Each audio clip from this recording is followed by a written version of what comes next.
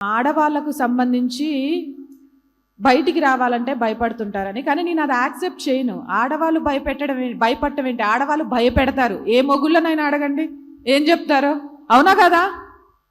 And Jijabai గారు అంత గట్టిగా ఉన్నారు కాబట్టే ఈరోజు ఛత్రపతి శివాజీ మహారాజ్ గారు ఉన్నారు. యశోదమ్మ అలా కలగన్నది కాబట్టే శ్రీకృష్ణుడు జన్మించారు.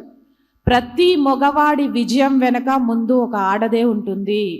ఆడది నేర్పించే సంస్కారమే ఒక పురుషుణ్ణి కానీ ఒక సమాజాన్ని కానీ నిలబెడుతుంది.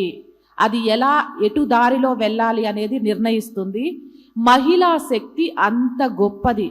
నా దేశంలో, నా ధర్మంలో శక్తికి మూలం అమ్మవారు, భుక్తికి మూలం అమ్మవారు, విద్యకు మూలం అమ్మవారు, వినయానికి మూలం అమ్మవారు.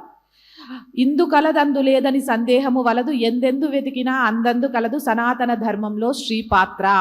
మరి అలాంటి స్త్రీకి భయం ఏంటి? తల తీసేస్తే ఏమవుతుంది? ఇంకొకళ్ళు మనల్ని చూసి పుట్టుకొస్తారు. పోరాడితే పోయేదేముంది, బానిస సంఖ్యలు తప్ప. ఈ దేశం కోసం, ధర్మం కోసం ప్రాణం ఇవ్వడం కంటే గొప్పది ఏముంటుంది చెప్పండి?